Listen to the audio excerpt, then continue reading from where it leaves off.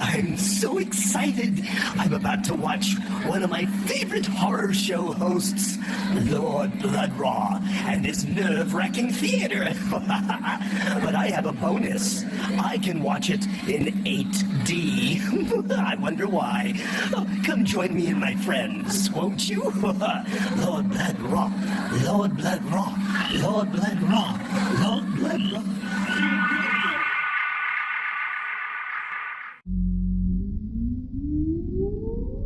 Countdown for blast off. X minus 5, 4, 3, 2, 1, fire.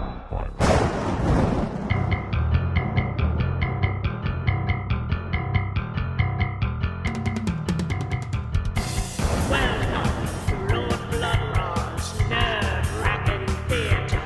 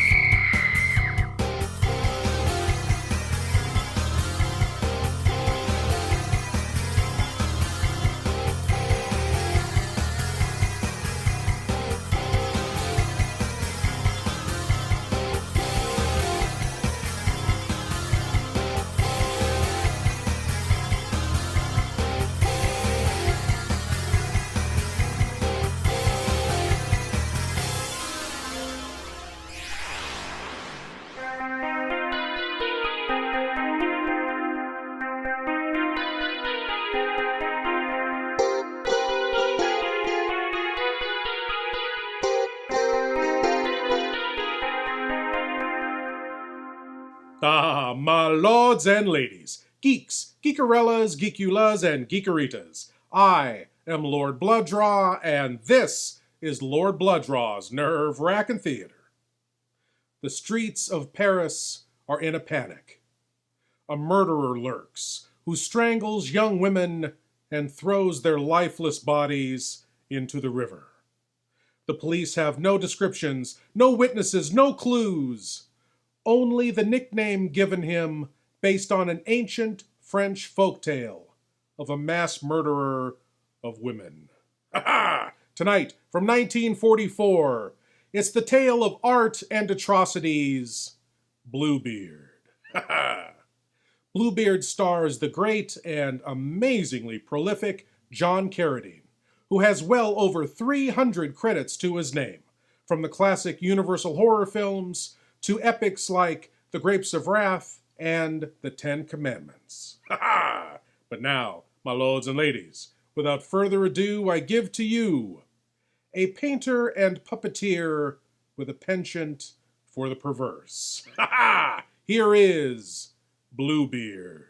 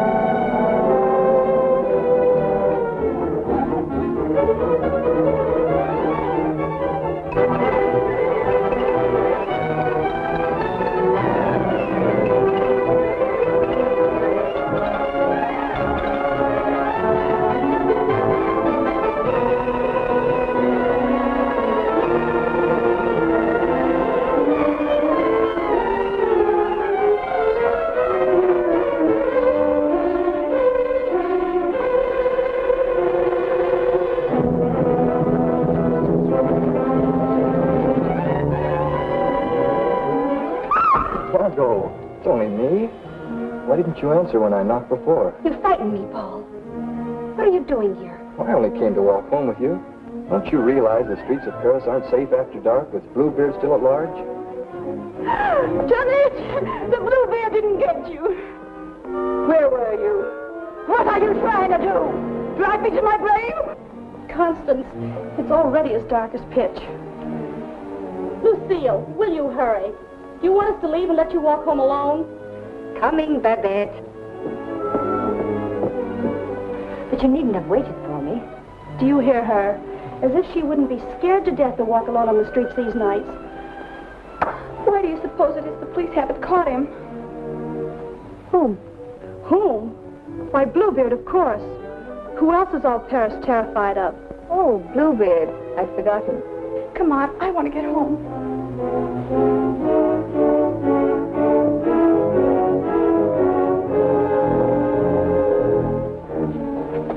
Now let's stay close together for safety.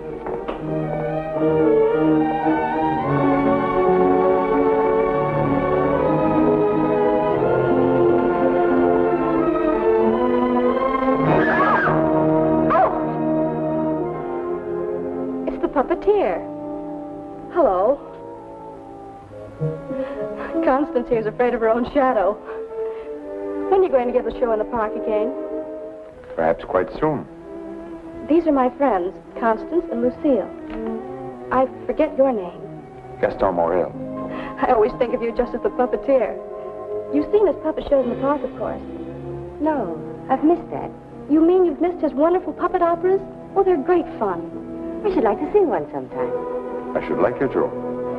I haven't been showing my puppets much of late.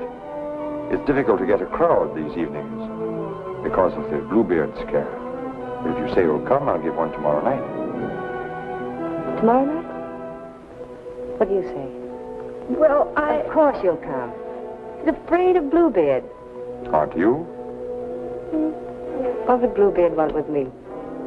I should think he might find you irresistible, mademoiselle. You'll give the puppet show tomorrow night, then? At the same place. We'll be there. Won't we, Lucille? Yes. Tomorrow night.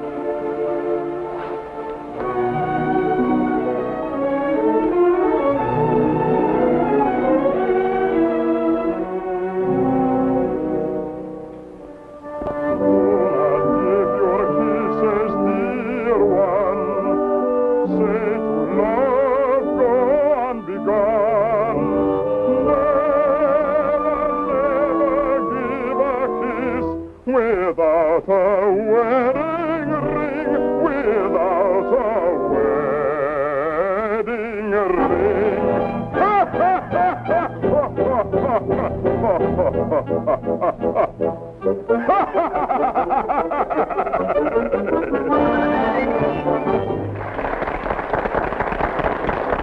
Marguerite, having been convinced that Faust deserted her, and in a fit of despair having killed her child, finally found the courage to give herself up.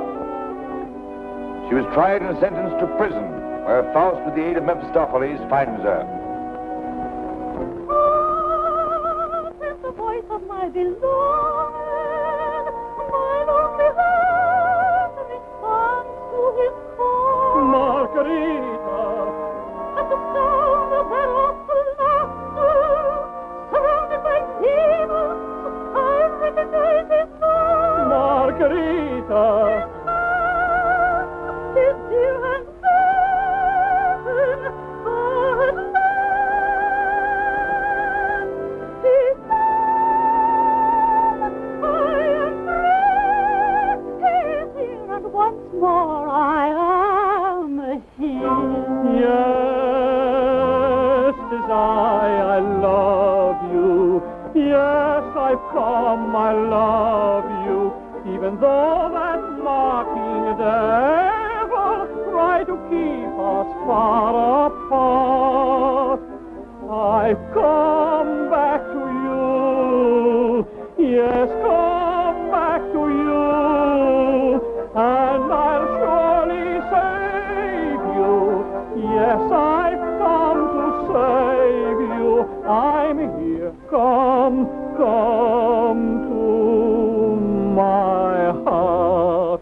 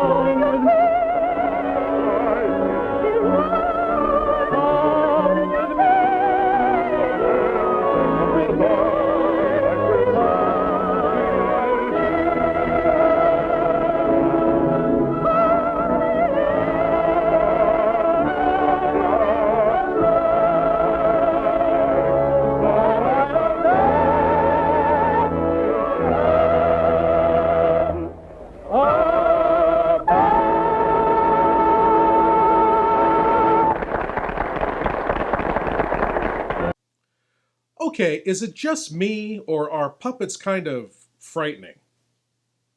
Really? Just me? I mean, those cold, frozen eyes in the middle of an unexpressive face, the weird mechanical way their mouths move, the inhuman, almost zombie-like way they... She's behind me, isn't she?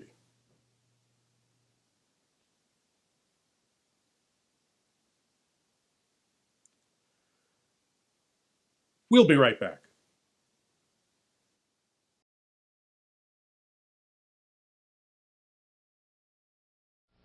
I don't know, it's hard to describe, but I've never seen anything like it in my life.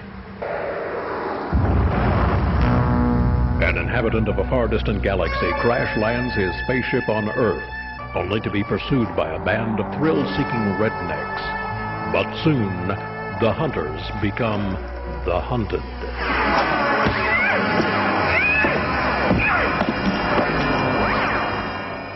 What we're going to be hunting out there, some kind of creature.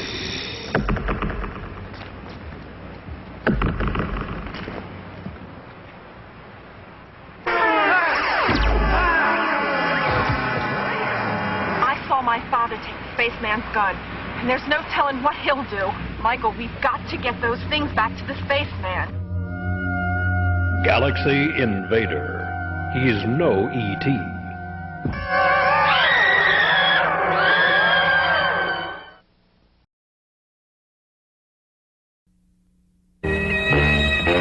Feed me food. Oh, take it easy, Dracula. What do you think I'm carrying here, my dirty laundry?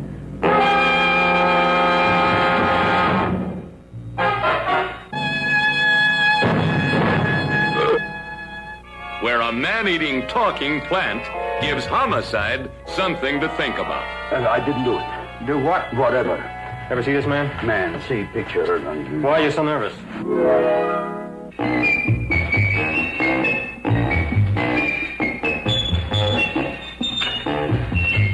Oh, boy, you kiss good, Audrey. Oh, I guess I just have a good kisser. Now you will do as I say. Yes, master. You will go out and find me some food. Yes, master. What's the matter? Don't you like me? Too bony. Too bony? Nobody ever told me that before. Beef is better than veal. Ah, you're such a dodo. What do you call this? Chopped liver?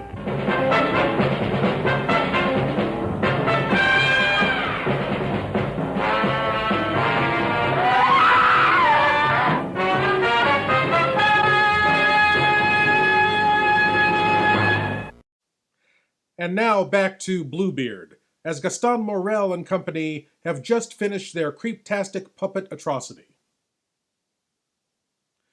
Really? You don't find that terrifying? Jeremy, you take over and help this old demonstrate the puppets to whoever comes back. I'm going to take up the collection tonight.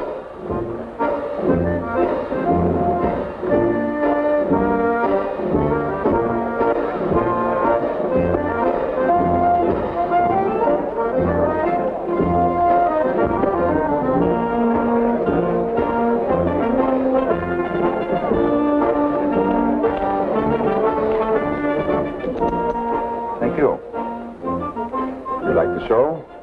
Very much. Thank you. I created the puppets myself. Did you make the costumes? Well, I designed them. Why? Lucille's a modiste, so it's natural she's interested in clothes. Modiste? Do you think you can make some new costumes for me? Oh, well, I... Come backstage. Let me show you the costumes.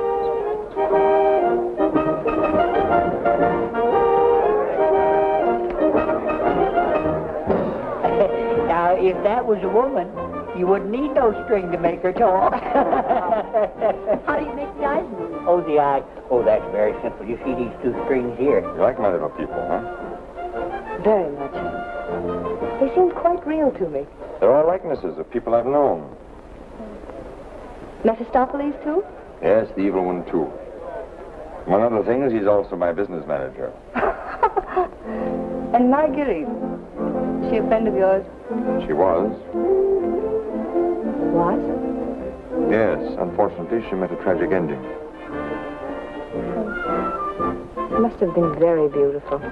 They say you'll show me how the puppets work. Let's get out of here until these people leave. They'll be asking endless questions.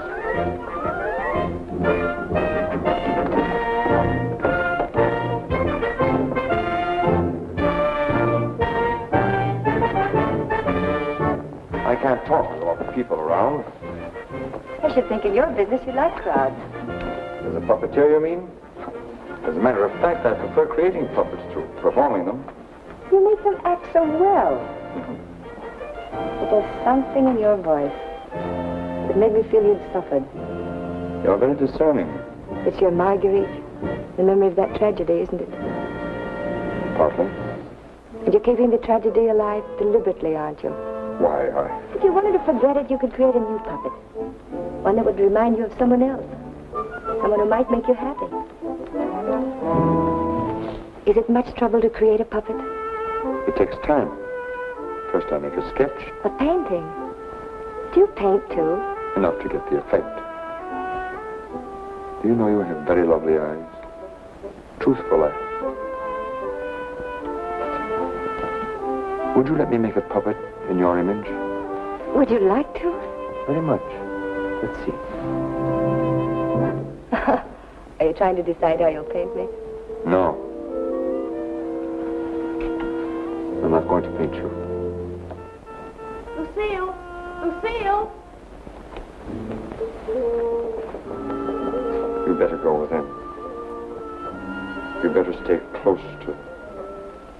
But your Marguerite costume. Don't you want me to make it for you? As you please.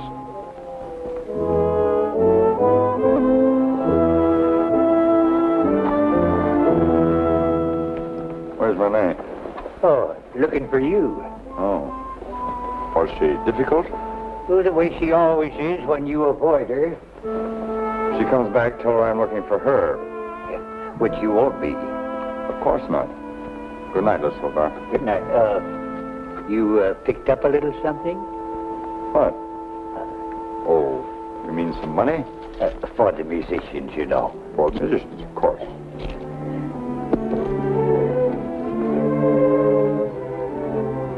Oh, my word of honor.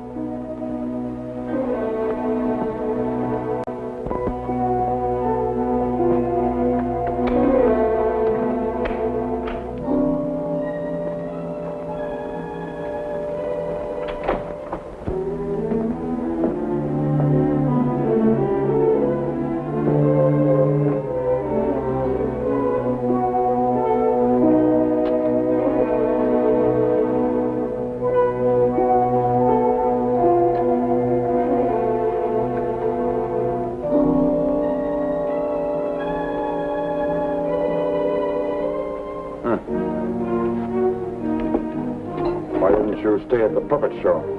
And watch you flirt with that girl? Who is she? I don't know. Just a girl. Another, I suppose, to take my job for a few days. A few weeks. And you think you'll come back to me again? I think you'd better go now, Renee. Oh, no, not this time. Renee? I won't stand for it. I warn you. You'll regret it. Regret it? Gaston, I've regretted it from the start. From the first day I met you. I didn't ask you to fall in love with me. No. Then why did you keep telling me you needed me? That I was necessary to your success? What was I to think? What did you think, Renee? Gaston, these girls.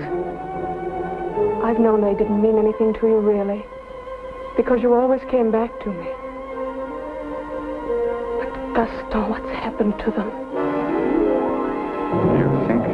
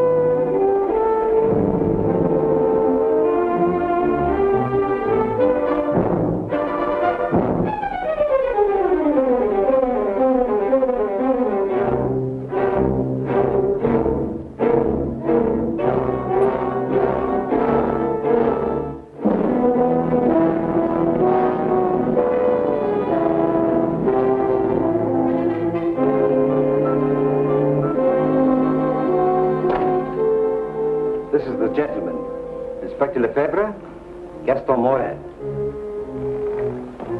Monsieur Morel, you saw the body. It is Renee, all right. Renee? Renee Clermont. She's been singing for me in my puppet show for almost a year now. Oh, I see. Sorry, these are all routine questions. Morel, how did you know the girl was missing? She was to have rehearsed with me this morning. When she didn't show up, I went to her room. When there was no answer, I got the concierge to let me in. Her bed had not been slept in. I called again a little while ago. She had not turned up. The concierge it was told me the police found another girl in the Seine this morning. Another victim of Bluebeard, so I got worried. Have you any idea who had a motive to kill her? I can't think of anyone. She was always so kind. When did you see her last? At the puppet show. She left before I did. You can prove that, of course. Of course. You didn't notice if she left with anyone? No, I didn't. It's always quite crowded backstage after the performance. People come back to see how we pull the strings. Renee slipped away before I knew she was gone.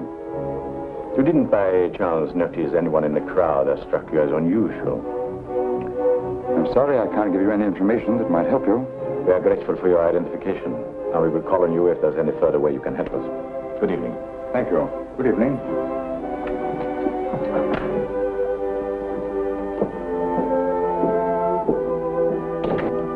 Renan?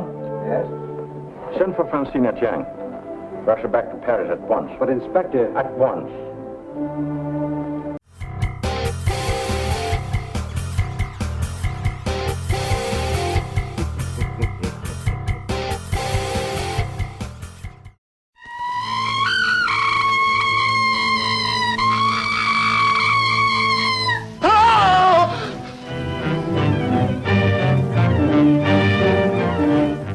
When an animal attacks a human, there's bound to be a lot of noise. But I, as a scientist, take many things into consideration a layman might overlook.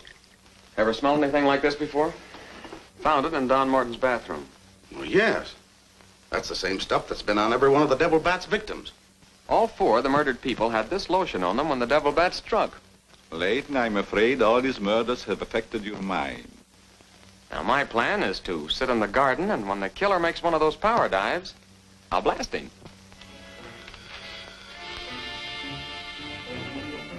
Tonight you have work to do. It's time you were on your way.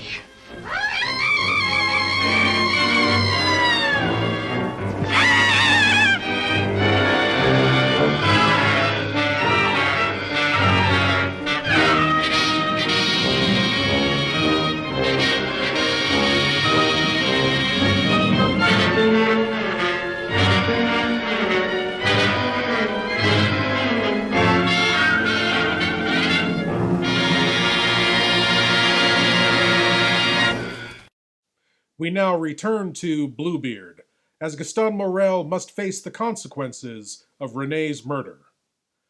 Namely, now he has to find a new girl singer, or totally revamp the show. It's not easy being a psychopath sometimes.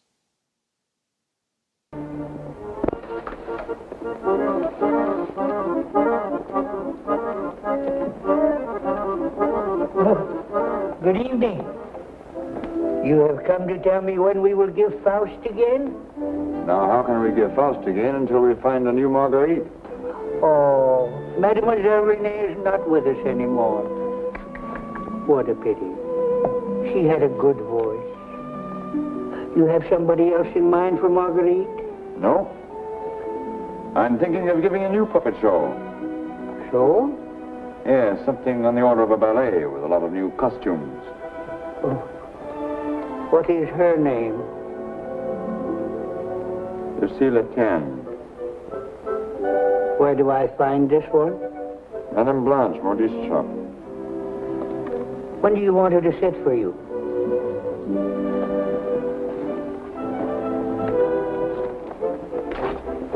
I'm not going to paint this one. No? Definitely not. I merely wanted to make some costumes for me. That's a new one. It's a fact. Nothing more. Just to make some costumes for my puppets. At your studio? I don't know where she'll make them. I don't even know if she will make them. That's what I want you to find out. When? As soon as possible.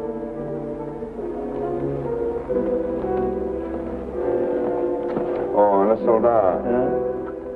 There are two girls, friends of hers. I can trust you to exclude them? My word of honor.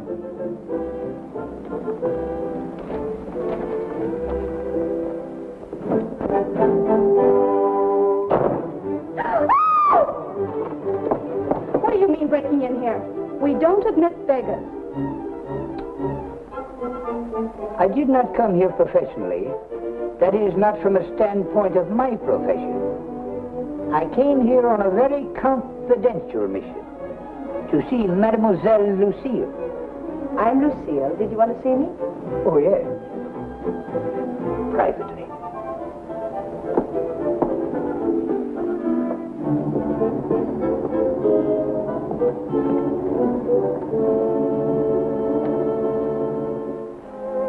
A certain gentleman has requested me to ask if you would do him a great favor.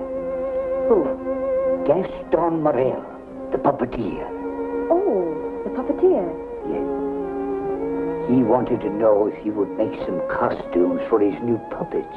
Why, yes, I'd be delighted to. When? Now. Where is he? At his studio. Why, I'll go right along with you.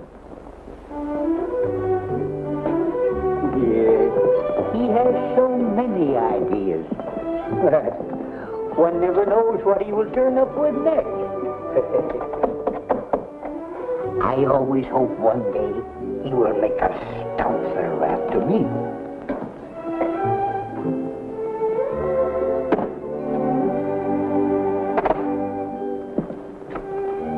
Why, Lucille? I will run along. Won't you come in?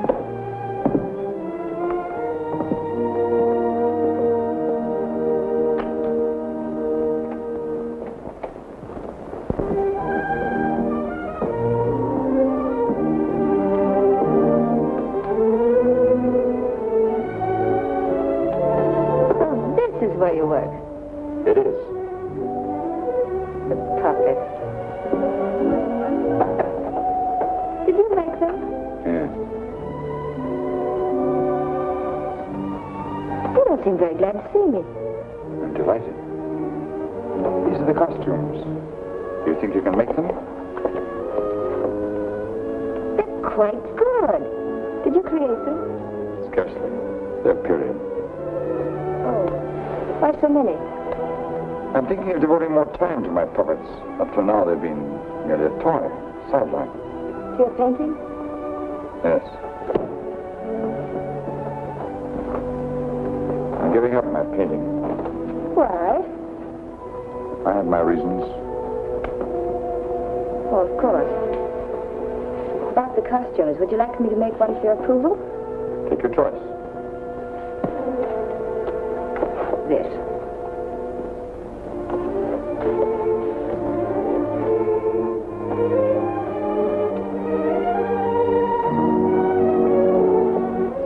Plain to be seen a woman's care is lacking here. Is the place that dirty? Oh, like any bachelor quarters.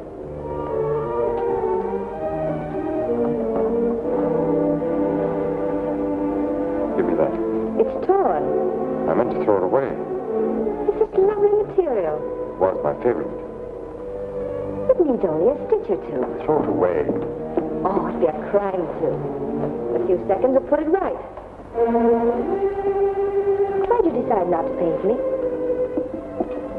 In the park after the show, you were going to make a puppet after me. You seemed really interested. Something happened. What? I can't tell you that. Did I do something or say something? No. Were you disappointed after seeing me more closely? On the contrary. And what? You ask too many questions. Oh, you don't like being asked questions. No. Got something to hide? Yes. Good. And suppose I promise not to ask any more questions. You're very charming. Quite unlike any person I've painted before. I wonder. Here we are. All fixed. Now you can use it again.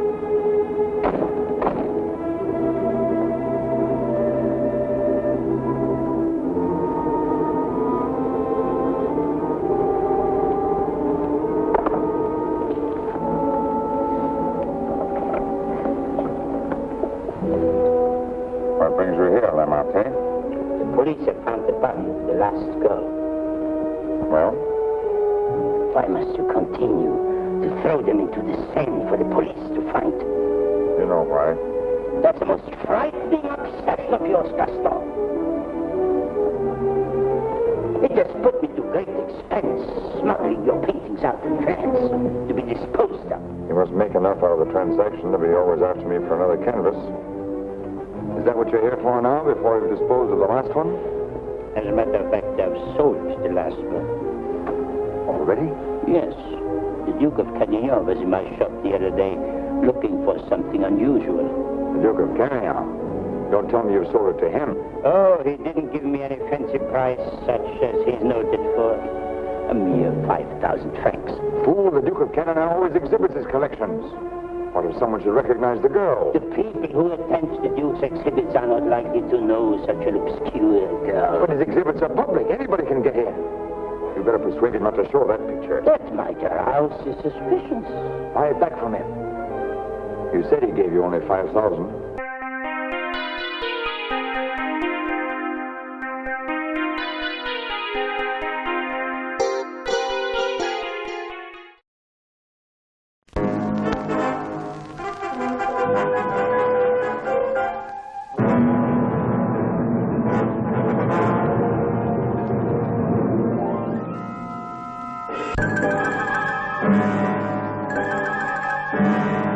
This one has plenty of fight in him.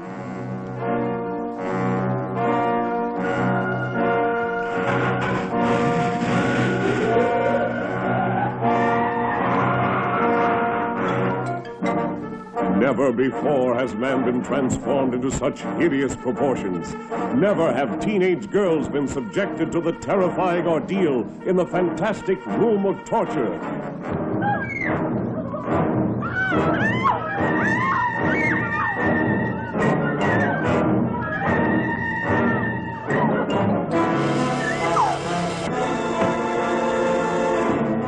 Prisoners on this island of the mad must fight desperately to preserve a sane and conscious mind.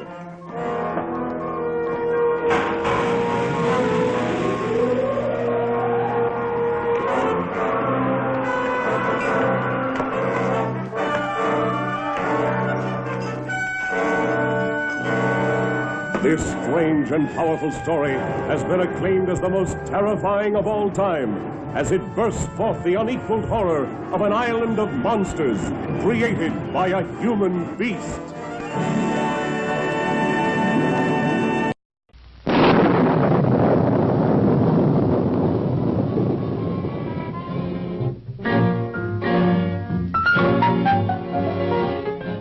Attempting to solve the disappearance of a beautiful girl, the East Side Kids invade a haunted mansion and come face to face with sinister Bela Lugosi.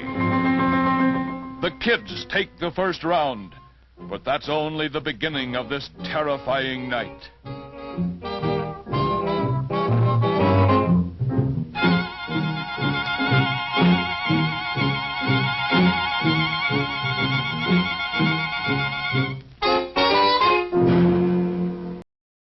We now return to Bluebeard, as Morel is a bit concerned that one of the paintings of his numerous victims may end up on display in the Duke's gallery, which, of course, would cause him some problems if the subject of the painting were recognized. He wants his art dealer to buy the painting back, but do you think the Duke will part with it? I don't think he would part with it. The girl in that painting was one of Bluebeard's victims.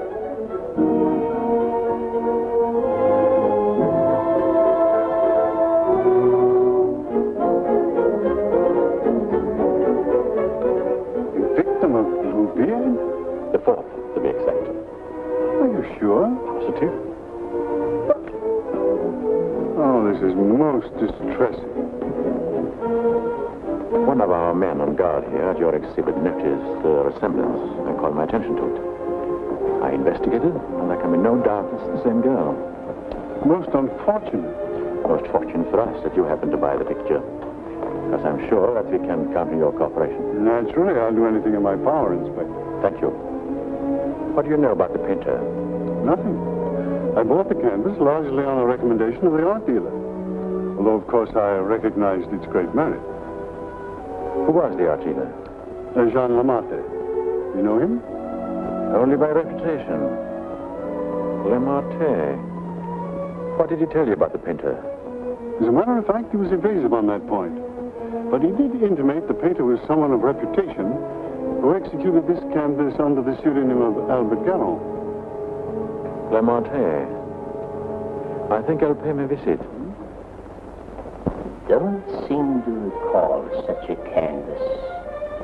Of course, the Duke buys many pictures, and not all from me, unfortunately. But this one, he recalls distinctly having bought here.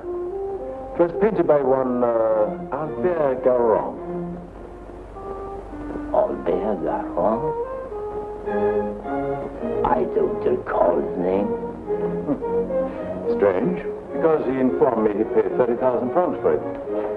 Because you had told him that someday this painter would be quite famous. I might have seen great talent in painting. I've frequently backed my own judgment successfully. Have you, by any chance, any other paintings by this Albert Garon? I'm sorry to say I haven't. But I have a canvas by another very promising young man, if you are interested. Yes, I might be. This way, please. Thank you.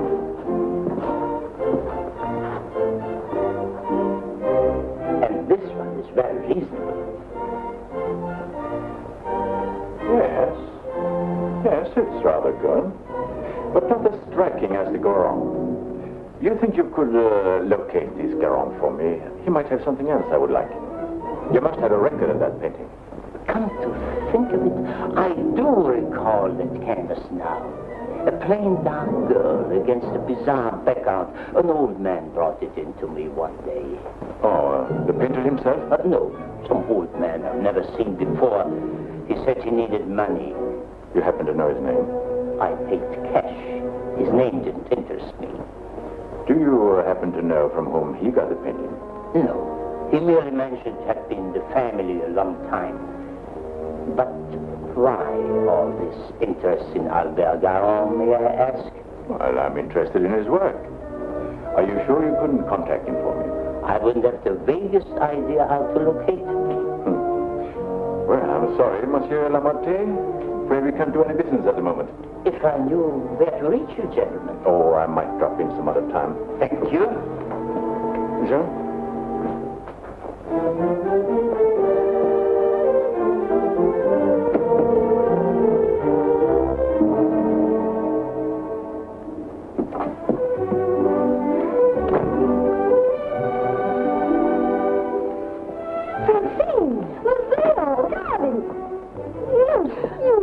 When did you get back? I'm straight off the train.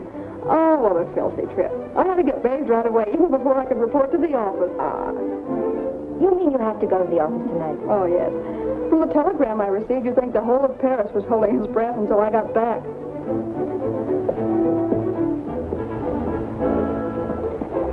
Was he with you? He? Who? You know whom I mean. You never told me his name. Oh, Jacques. No, he was not with me. It was Jacques who sent the telegram. Dean, it's outrageous. You're never home anymore. That position of yours. Wait a minute. Remember our agreement? I'm not to interfere in your affairs, and you're not to in mine.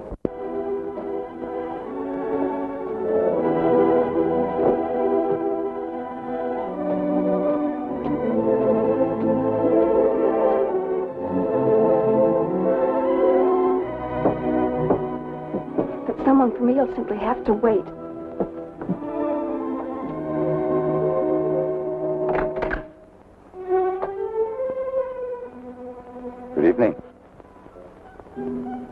I brought one of my little people for her to use as a model. Who is it, Lucille? It's one of my customers. Since when are you making clothes for me? For puppets. The puppet. Well, have him come in. I'll stay out of sight. It's my little sister, Francine. Oh. I'm sorry she isn't presentable. I'd like you to meet her. Tell him to come in and wait. I won't be long. Won't you come in? What's the matter with you? Afraid to... Good evening. Francine, this is Gaston Morel. How do you do? Usually better than this. I'll be out in a minute. I really can't stay. I thought if you had one of the puppets for fittings, that they're all pretty much the same size. Oh, then you want me to go right ahead and make the clothes? Certainly. I'd be glad to. Then, if you'll excuse me. I'm very glad to have met you, mademoiselle. Happy to have met you. Good night. Good night.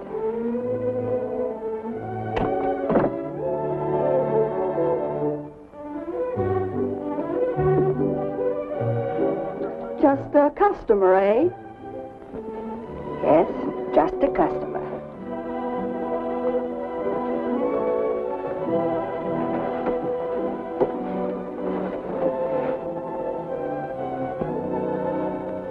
Well, that's the first time I've heard them called puppets. Oh, they just came with the puppet. Oh, sure. To keep it from breaking. Well, he's not bad looking. The one who pulls the strings, I mean. Oh, Francine. I can't tell you how glad I am. Well, of course, we all are, to have you back. Thank you, Inspector. Oh, may I present my sister? Your sister? But you never told me you had such a charming sister. I'm no fool. How do you do? I'm very happy to know you. Really, Francine has told me a great deal about you. Thank you. Gentlemen, that will be all for the present. But now you must tell me about your success.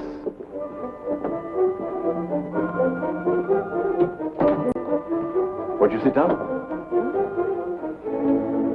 And you? Now we can talk. Tell me all about yourself. I thought you called me back here on business. About Bluebeard. Bluebeard. He's a thorn in my side. You seem to be getting nowhere. What have you done so far? Here's a complete dossier. I want you to read it when you find time. Up to recently, I had him classified as a painter. But we have questioned practically every art authority in Paris. Yes, Professor Voisin, and even Wrackin down. And now we are questioning artist models. But no one seems to know this man's technique. Well, I don't quite follow you. You see, I have the painting that the Duke of Carradine bought. However, it would be much quicker to show you. Would you come along too? You two go ahead. I'll stay here. All right. Only down the hall. We'll be back in 2 minutes. Come on. Hélène Moreau. Hélène Moreau.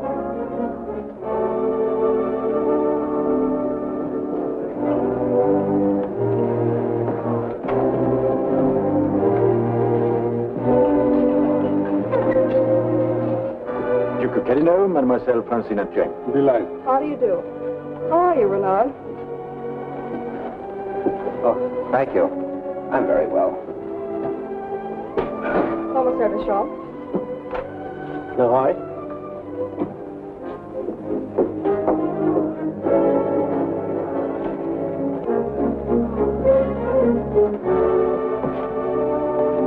You are an artist's model? At the Beaux-Arts.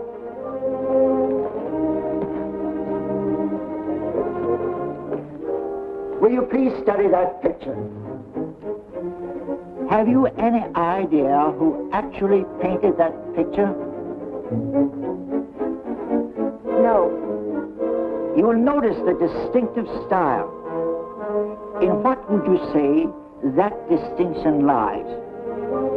In the background. Exactly. Have you ever known a painter who used that type of background? No. Next girl. My lords and ladies, as I said at the top of the show, the nickname given to the killer in tonight's movie, Bluebeard, is based on an ancient French folktale from the 1600s. In that original tale, a hideously ugly nobleman named Bluebeard marries many wives who all mysteriously vanish. After marrying the youngest daughter of a next-door neighbor and moving her into his luxurious castle, he tells her he must leave for a while on business. He gives her the keys to the castle and full run of the place except for one underground chamber, which she is forbidden to enter. Soon after he leaves, she invites her sisters over from next door for a party, and, unable to resist the lure of the underground chamber, she takes the keys and goes to it. Opening the door, she finds the floor flooded with blood, and all the bodies of Bluebeard's ex-wives strewn about the place. In shock, she drops the keys into the puddle of blood, but, recovering quickly and fearing for her life, she picks up the keys and runs to tell her sisters what she's found. She quickly washes the blood from the keys while the sisters plan to flee, but Bluebeard returns unexpectedly, sees the blood-soaked keys, knows she's found his murderous secret, and moves in to kill her. Just then, the bride's brother and her brother-in-law rush in from next door and kill Bluebeard. Ha ha! You know what that has to do with tonight's movie, other than the title? I have no idea. We'll be right back. Larry!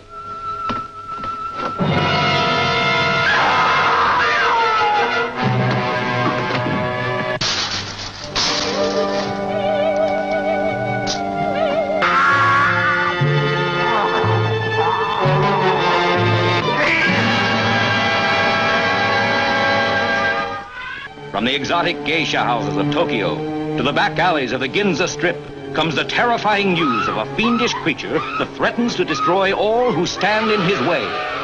This is the frightening story of an American reporter in Tokyo who unwittingly became the victim of a shocking scientific experiment that turned him into a horrible mutant, half man, half monster, the Manster.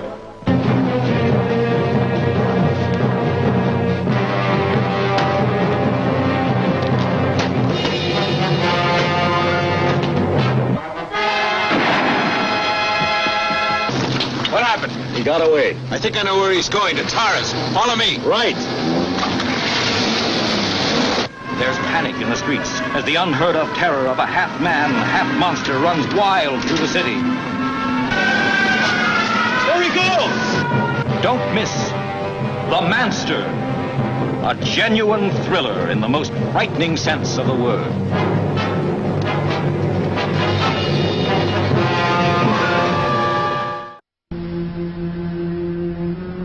That it could happen in America. That it could happen now. That it could ever happen to me.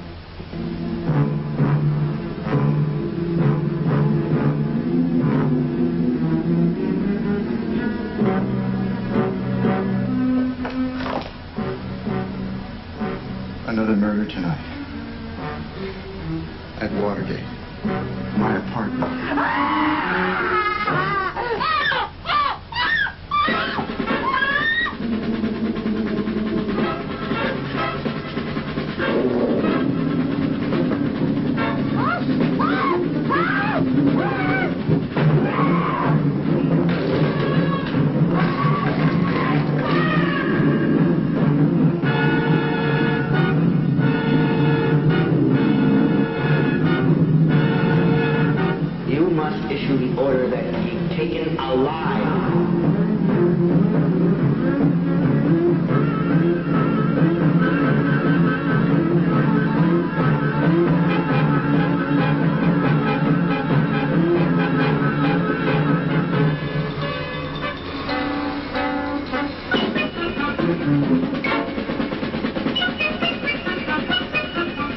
The moon hasn't risen yet. Put a guard on me.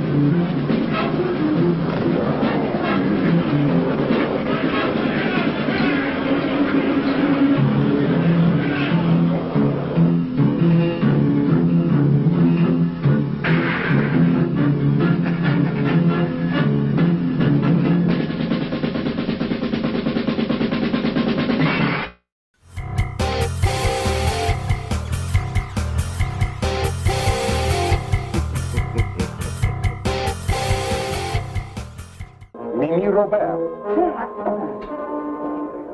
And so it goes for unseen, with no one seeming to know this painter's work. Perhaps if I were to question Lamarté. No. He's too suspicious already. Lamarté is the dealer who sold Duke the painting. I suspect that he knows the painter, but I have no proof yet. Would you mind questioning a few, Inspector? I've been at it for hours. Well, certainly, Renaud, certainly.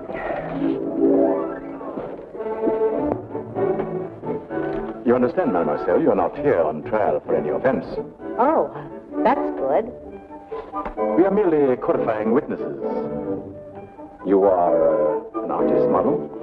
But of course. What do you take me for? Mademoiselle, that's beside the point. Right in the courtroom. I've modeled for the greatest painters of France. Oh, no doubt.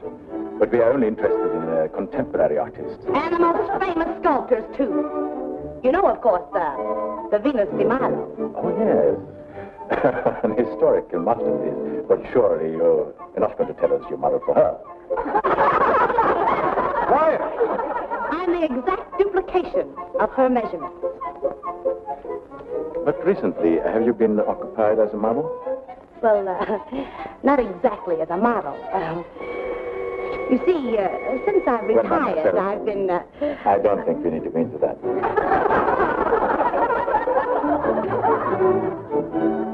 Just one question. Do you know who Albert Garron is? Albert Garron? But of course. Who is he? Bluebeard. Take a look at that picture. Have you any idea who that painter might be? Well, when I modeled for Monet... The question is, do you know who painted that? No. Next model. Florencia Perras.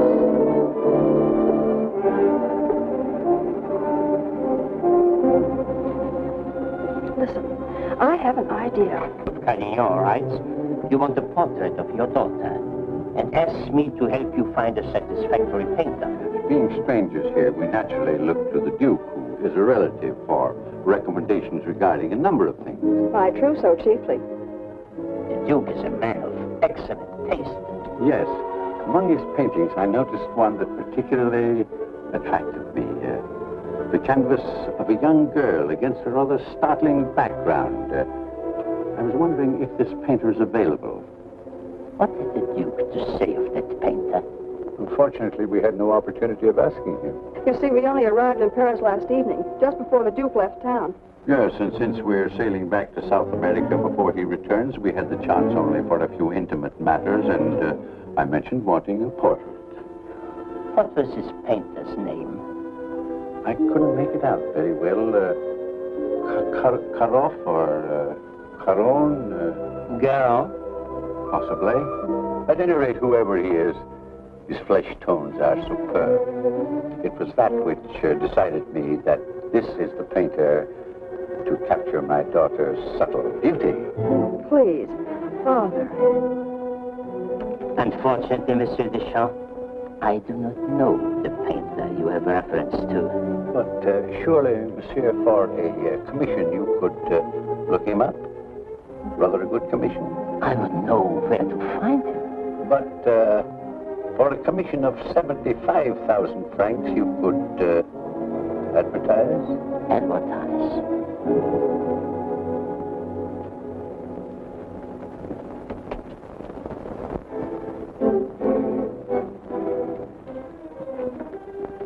$150,000 might make an attractive figure.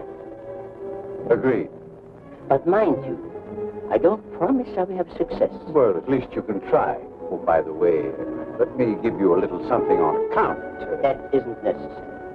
But if I do find this painter, and it turns out to be someone of reputation, painting under a pseudonym, he may not wish to use the name. Whatever name he paints under does not concern me, so long as he is the painter who did the canvas I like so much. It's well to have such matters understood. But it will have to be painted soon. Don't forget, I want to take it with me to South America. I'll do my best. If I have any good news for you, I'll get in touch with you at once. At the Duke's. We will be most grateful to you, Monsieur Lemarté. Thank you.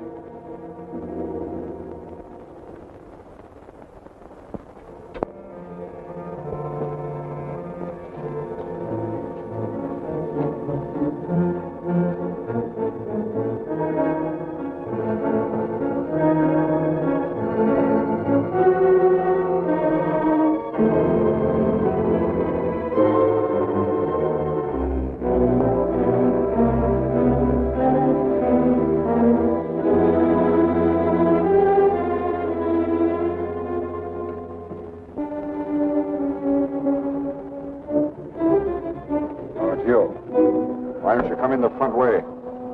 Perhaps if you paid me my rent, you could dictate which way I should enter my own property. You've made plenty out of my paintings in the past. I made a small profit in the past. But do you think I'm going to let you go on living here for nothing? I'll pay you.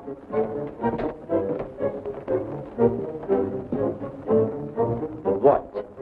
What you make with your puppet show? Oh, I'll manage. Don't be ridiculous. But I'll make you a proposition. 25,000 francs, if you will do. 25,000? I might even get you 30. Oh, that would give me a magnificent puppet show. A dozen of them. What's the proposition? A rich South American wants a portrait of his daughter. Oh, I thought so. No, I've told you, I'm through painting. So you can be, for good. After just this one. Think of it, Gaston. 30,000 francs. I am thinking of it. No, it's too risky.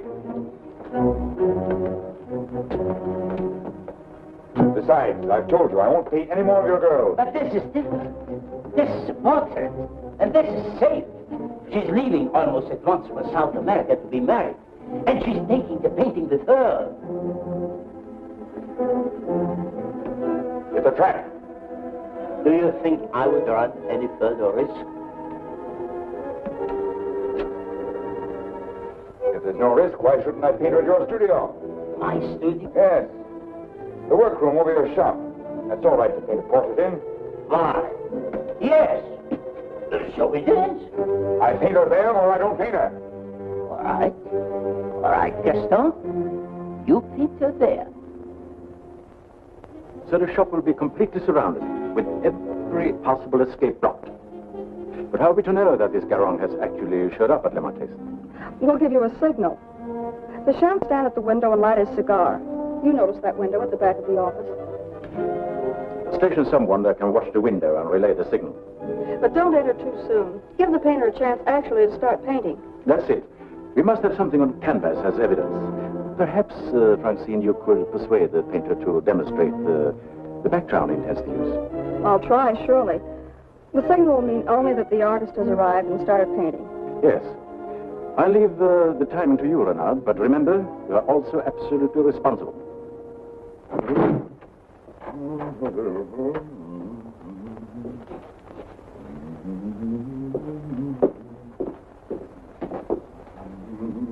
He further stipulated that there should be absolutely no visitors, not even you, sir.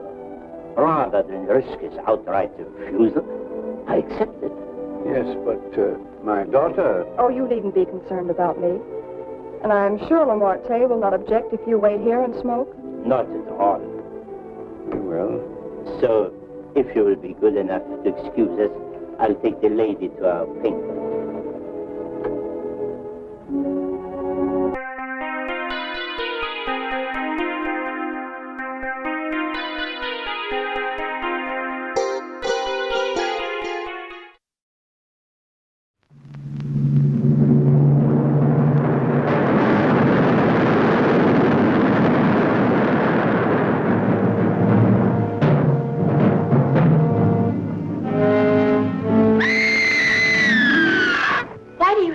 There were no reports about this thing until 1946.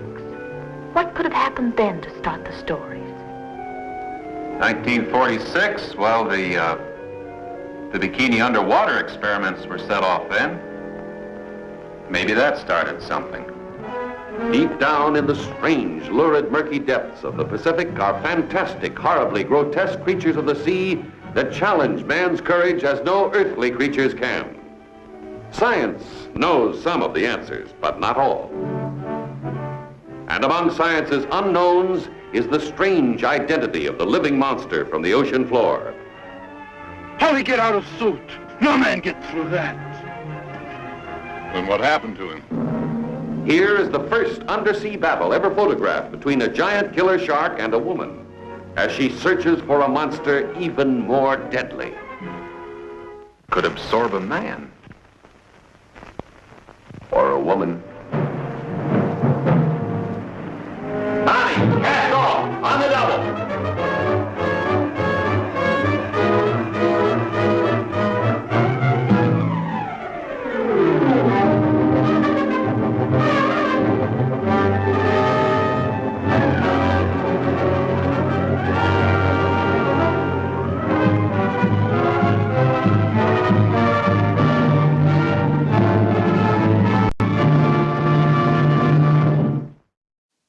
We now return to Bluebeard, as our mad artist awaits his latest subject and possibly victim.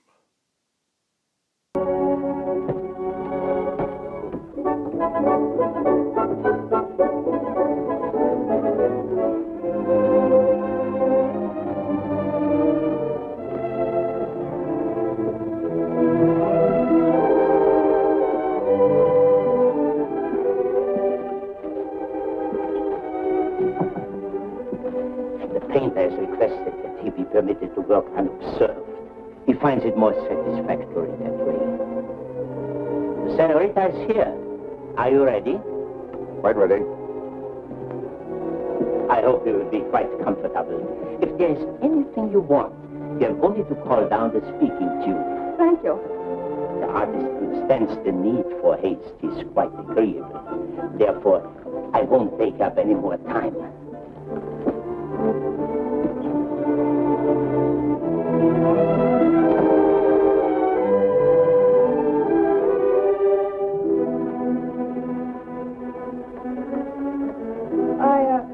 I think you had better pose me. I must ask you to do that yourself. The effect will be more individual.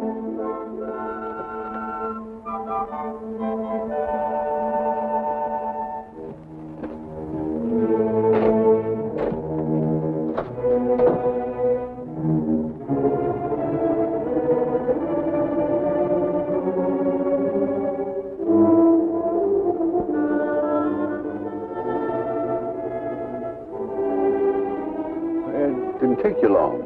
Not too long, I hope. Our painter was ready? He has started. So if you don't mind, we'll get on with our business arrangements. I have brought the cash as you stipulated. For the full amount? 150,000 francs. Good. I'll write you a receipt. Surely you must have done some pictures other than the one I saw at the Duke's. Haven't you? Pardon? I say I would love to see some other pictures you've done. Thank you. Head higher, please.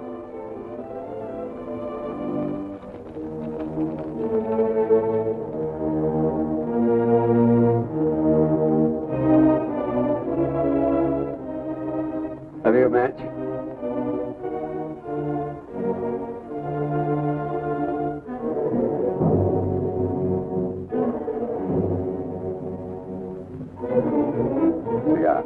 Thanks. I don't smoke. But I always have matches with me. I find they frequently come in handy.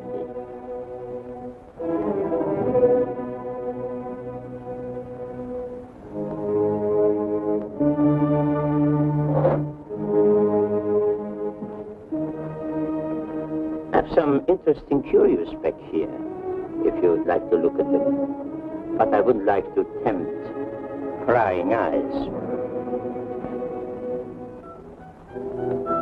I wore this simple dress thinking you might give me an interesting background. I liked particularly the background you gave that girl in the Duke's picture. Do you think you could do one for me like that? I could. You have not lighted your cigar. Eh? Oh, well, I've been smoking a little too much lately, and besides, I got interested in this statue. Good. Then you won't mind excusing me a moment while I go up and see how our painting is coming on? By all means. Go ahead. Don't you think we better? I'll tell you when. But your shoulders, can't you straighten up? Not so square. Well, I've asked you to pose me. I'm quite helpless about such things.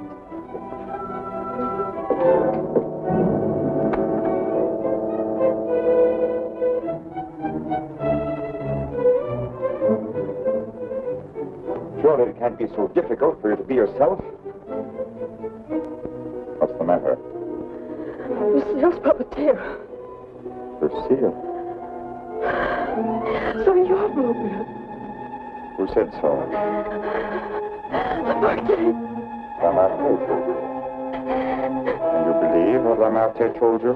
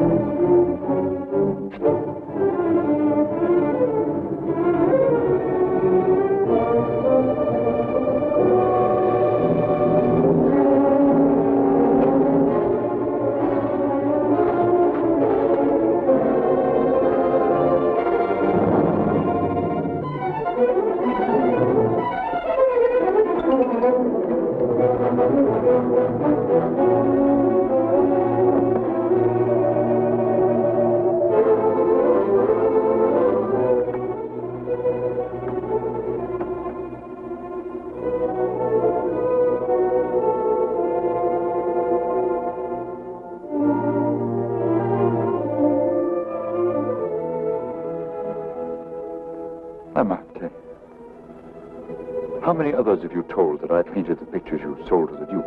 No one. No one. You're not telling me the truth.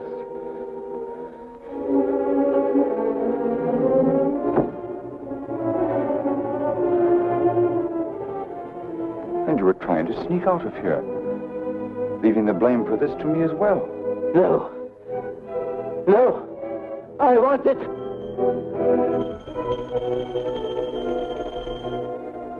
So.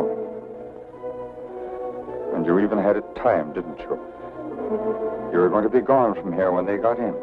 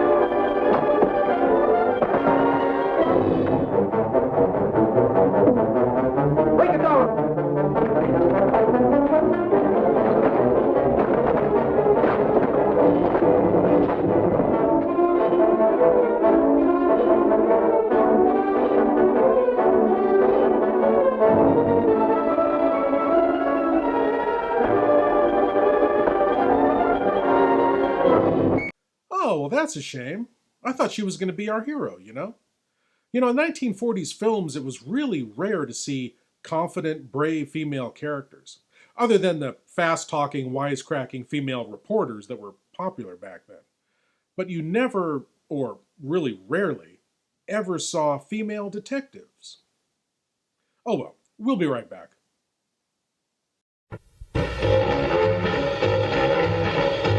The artist, the poet, the figure model who loves to show it. You suppose he could be physically attracted to her? No, man, he ain't the type. You don't get enough vitamin E. All these are beat. All these you'll meet in A Bucket of Blood. Let us make the scene. Crazy. Come, enjoy yourself. Where the hilarious enjoy the horrifying in A Bucket of Blood. No, you're gonna shoot me! Don't shoot! Come to the land of living dreams, where realists dream of the unreal. Walter, you've done something to me. Something deep down inside of my prana. Oh, Walter, I want to be with you. You're creative. Beatniks at their bawdiest. The creative urge at its most primitive. I'm deeply moved, and I shall compose a poem. Love is art. Art is love. It's the weirdest and the wildest. I don't want to make statues anymore. I want to get married. To you.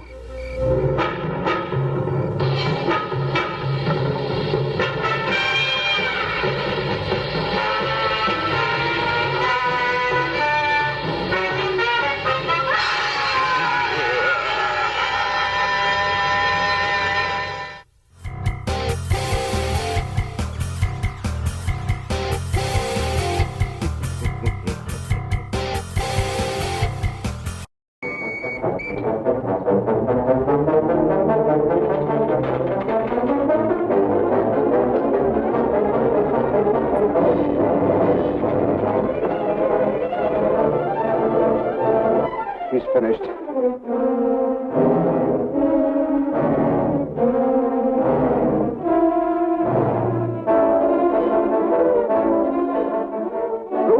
Quickly!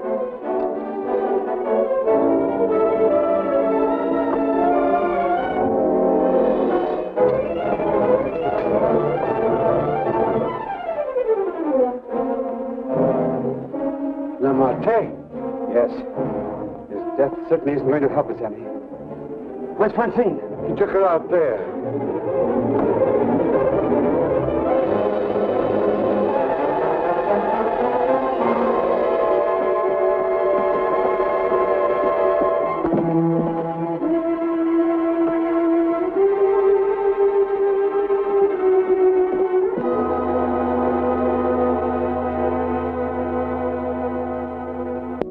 What of him now?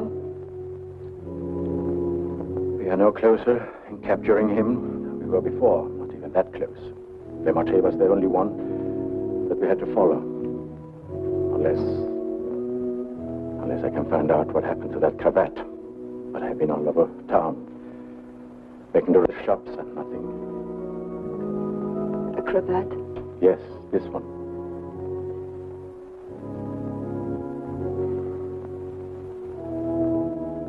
What's the matter? You say he used this? Yes, it's a garrote.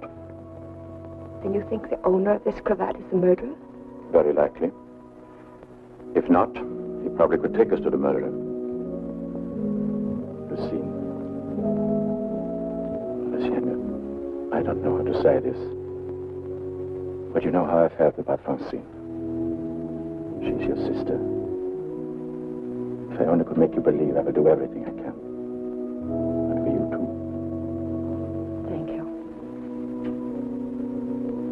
Now we have something in common, haven't we? Yes. Perhaps I should go in. Please do.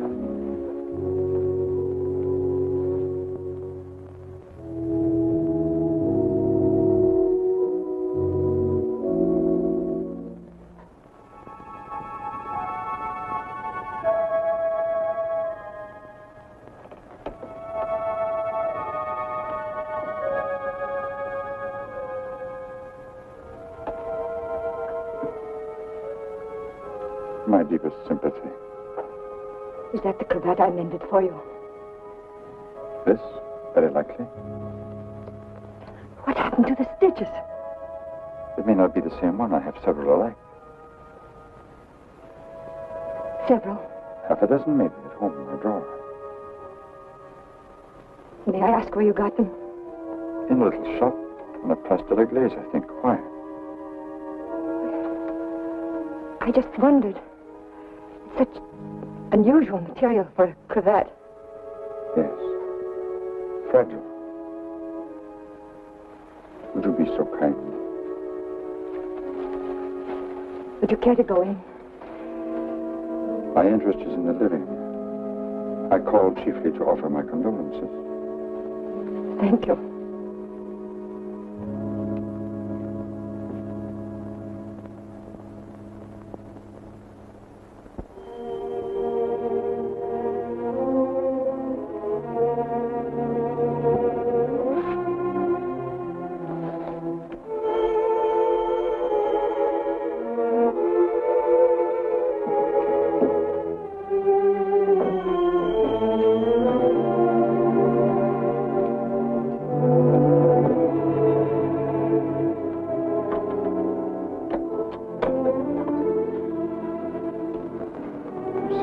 He must see you. May I come in? Please do.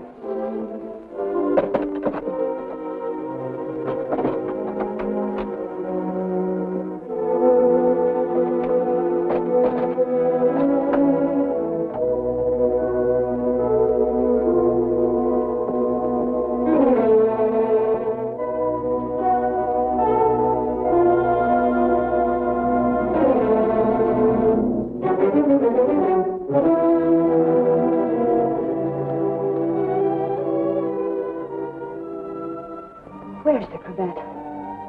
Which? The one I mended for you. Oh, that. If you You must know I threw it away. Oh, I wish I could believe you. You've been through a lot, Lucille. Sit down.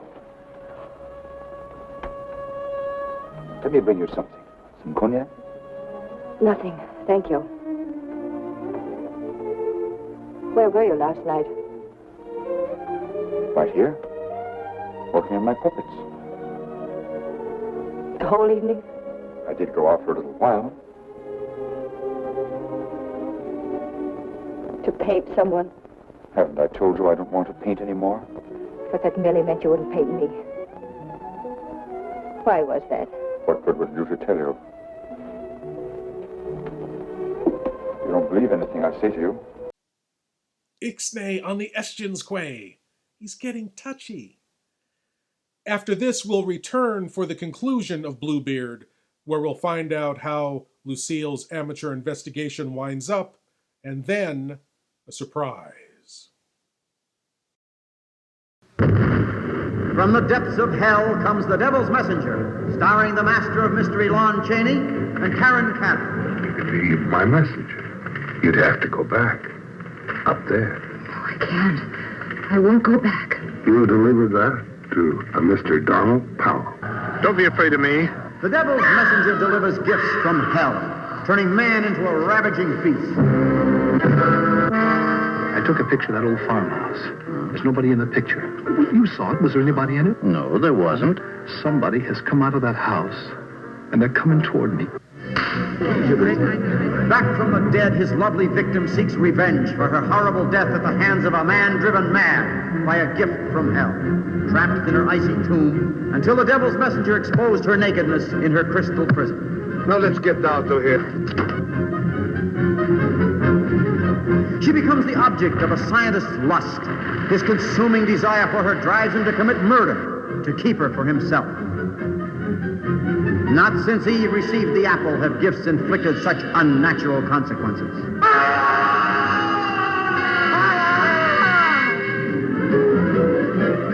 Tonight at midnight, you will be dead. Just how do you intend to kill me? I've no idea. I don't even know you. The crystal ball foreshadows doom, for it is the plaything of the devil, and only he can change the events it foresees. You must see what the Devil's Messenger has in store for you.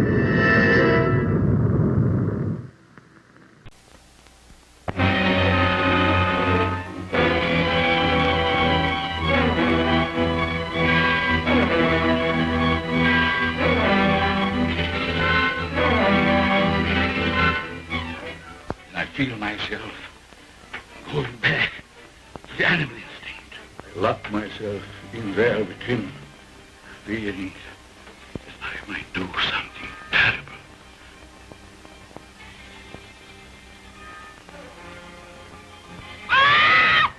Billy!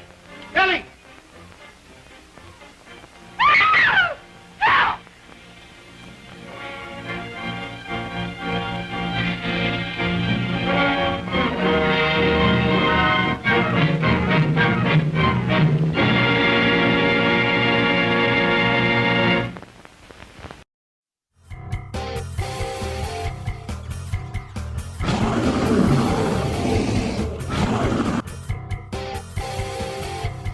Haven't I told you I don't want to paint anymore?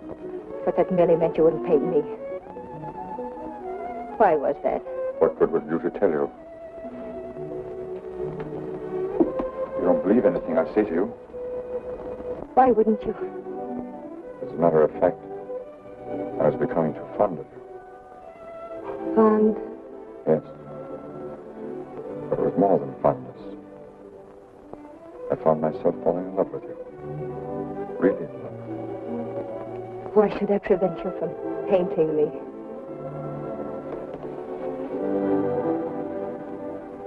Lucille, I want to tell you something no other living person knows. Then maybe you'll understand how much I do love you. And why I don't want to paint you.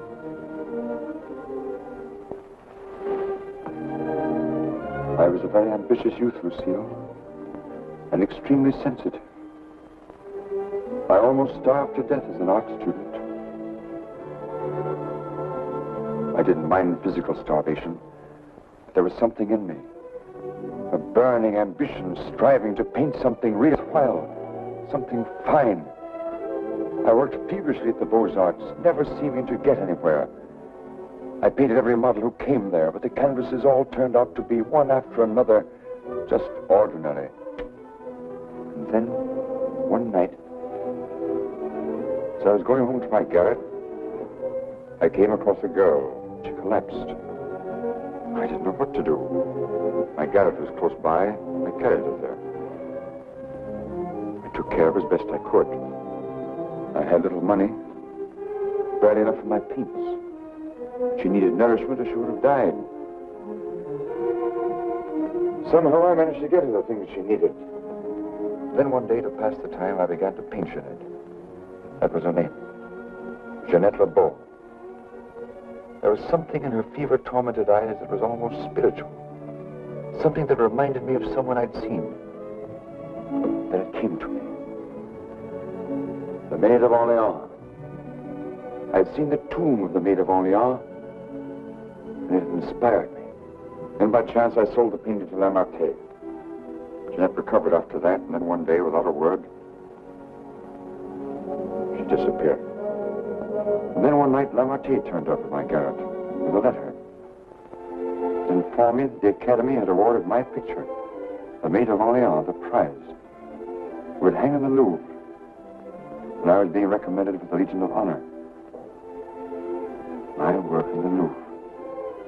I was almost insane with joy.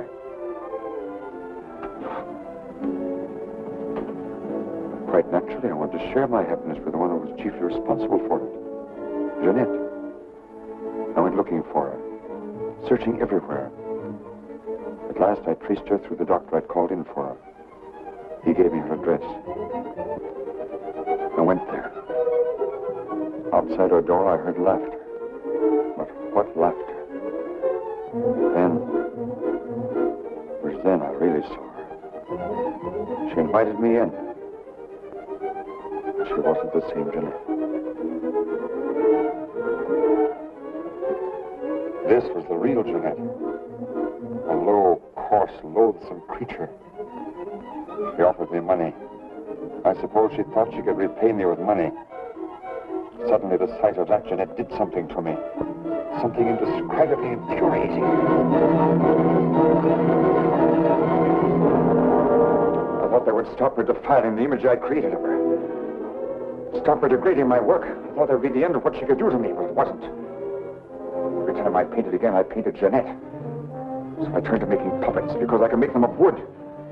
Because when they became Jeanette, I could take out my fury on them. I couldn't kill wood. There was no money in puppets. At least not enough for Lamartine. I owed Lamartine a lot of money. And only he knew that I'd killed Jeanette. So I had to paint for Lamartine. He wanted pictures of girls he could sell. But again, every girl I painted turned out to be Jeanette. I couldn't permit it. I couldn't stop myself. Every time I painted her, I had to kill her again.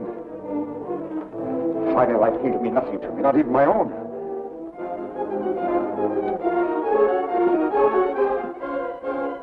Then I saw you.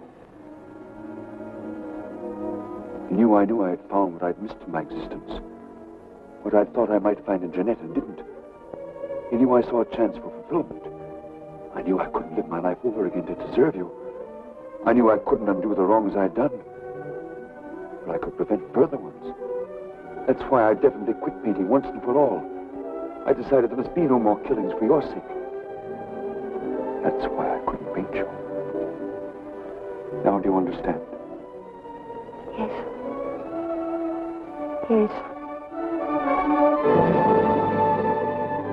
Why, Francine? Francine. I didn't want to kill her. I accepted that one last commission because it would mean independence. There wasn't to be a chance for a slip-up. That's why I was to paint her at Lamartine's studio, with him standing by. I didn't recognize the girl that came there as your sister until it was too late. All I realized suddenly was she was coming between us, you and me. Cutting me off from you. Wrecking our one chance of happiness. You think anything could justify her murder? Anyone seeking to destroy our happiness is a menace. A menace that would have to be done away with. What are you going to do? The only thing I can do. You're not thinking of going to the police? Why not? You wouldn't do that. Wouldn't I? Lucille! You couldn't do that to me. Not you, Lucille. And even if you could, I wouldn't let you. I would let you turn against me, too. Oh, no, not you, Lucille. Not you.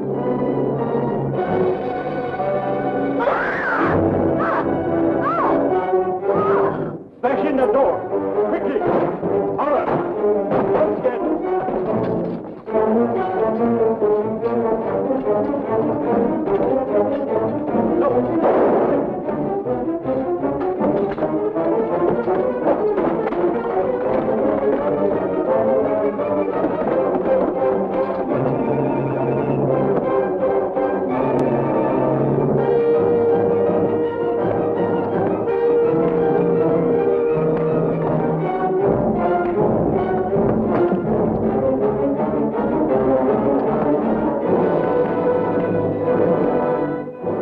How did you get here? I followed you. I saw when you looked at that cravat that you had some idea.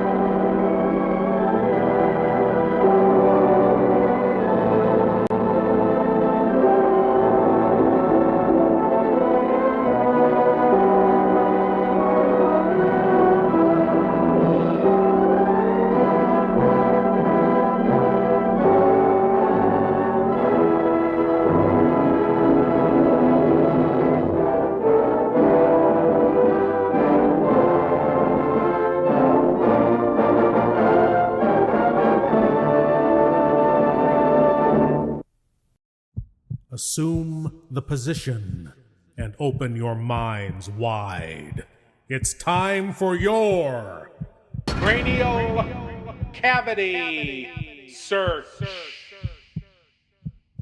Yes, my lords and ladies, the cranial cavity search. Here's a chance for you great geeks out there to prove your geek cred by showing what you know. And tonight's cranial cavity search question is: the star of tonight's film, John Carradine, is probably best known to horror fans for playing Count Dracula in a number of films. But how many times did John Carradine play Dracula on film? A, 4 times. B, 7 times. C, 10 times. Or D, 3 times. How many times did John Carradine play Dracula on film? And how many times must we endure these commercials?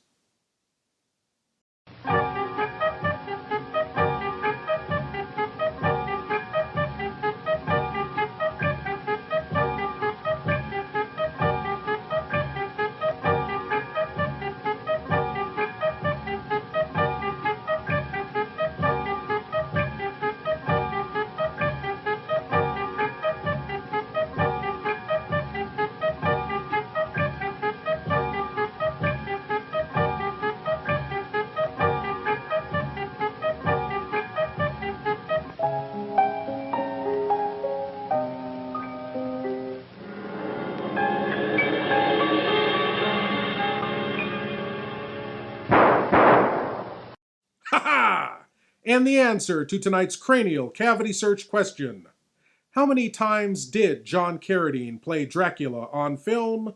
It was A 4 times. Yes, my lords and ladies. Of course, we know that he played Count Dracula in the Universal classics House of Frankenstein and House of Dracula, and of course in the 1966 schlocker Billy the Kid versus Dracula. But he played Count Dracula a 4th time in this little-known, rare film. 127 years old, but well preserved. She flies, she bites. She is Nocturna. I'm the granddaughter of Count Dracula.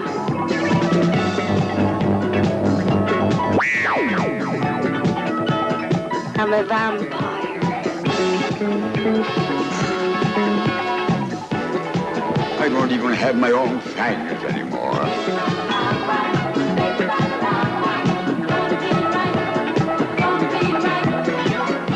Good evening. Hi. When Transylvania drags, I'm going to New York. Vampire like to be faithful. Nocturna is ready to bite the Big Apple. But Nocturna is out for blood. Fresh, young blood.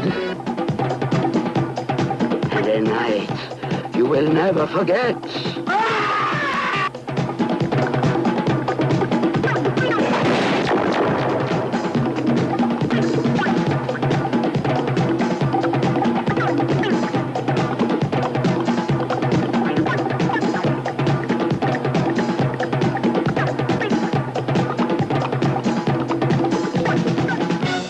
Biting story of love and passion. Nocturna! She'll get under your skin.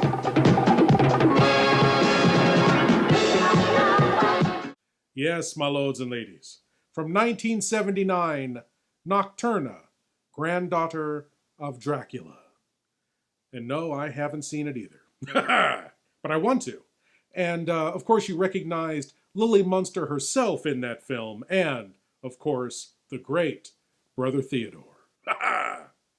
But now, my lords and ladies, because Bluebeard was on the short side, we've got a special surprise for you. It is no secret that Hollywood just doesn't make trailers the way they used to. The old horror and sci-fi trailers had their own unique, bombastic language, and in tribute to the lost art of trailer making, I present to you this cavalcade of tremulous trailers.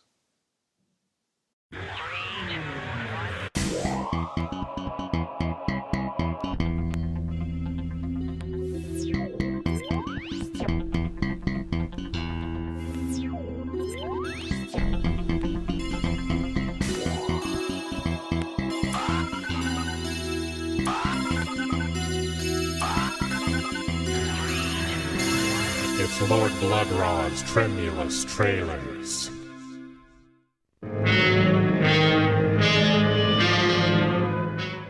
You've lost the urge to experiment. Oh, every time you touch me, I go out of my mind.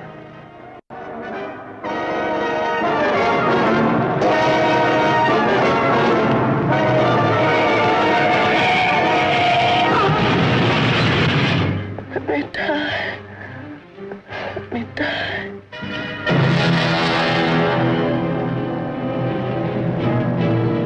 Her brain kept alive by experimental science, by a man whose abnormal passions inspired him to try the impossible.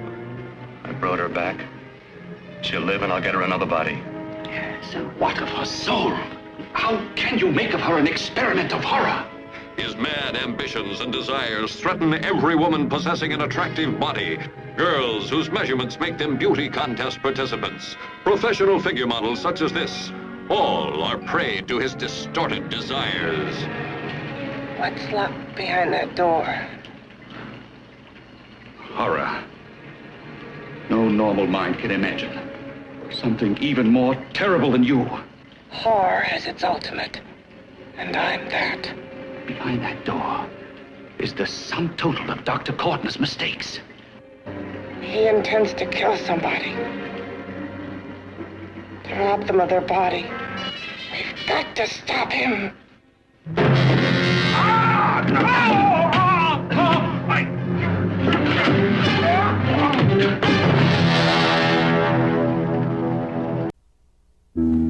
From ancient Genesis to the modern screen, is the name written in blood.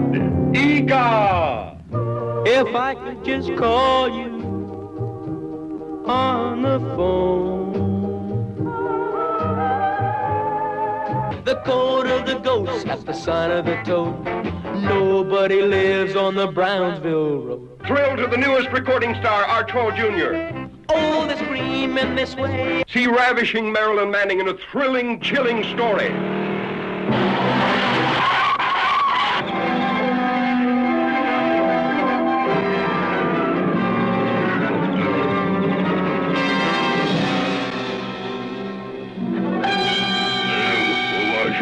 The last of the prehistoric giants sees his first girl. Noah.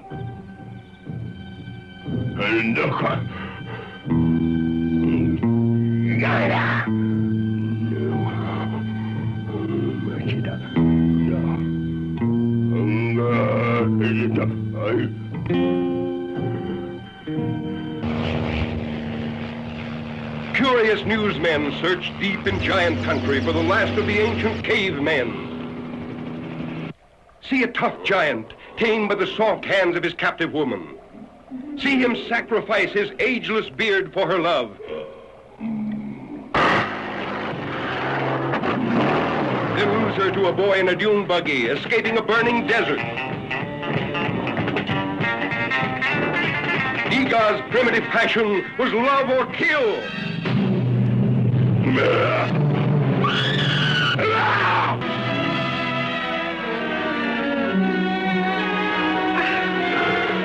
Hear Iga talk, the ancient language of love, used at the beginning of time.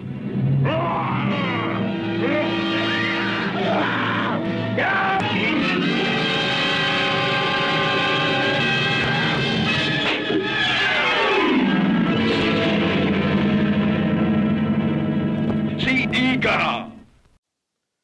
Oh, I could sit here and watch trailers all night. You know, in many cases, they were way better than the movies they were selling. Come on, Hollywood. Make trailers again like you used to, where every movie was the most heart-stopping, soul-thrilling, blood-chilling spectacle ever made. It's okay. We know it's not true. Well, my lords and ladies, I want to thank you all for watching, and I want to invite you all back again next week when we'll do whatever this is all over again. As always, I am Lord Blood-Rah saying, geek out.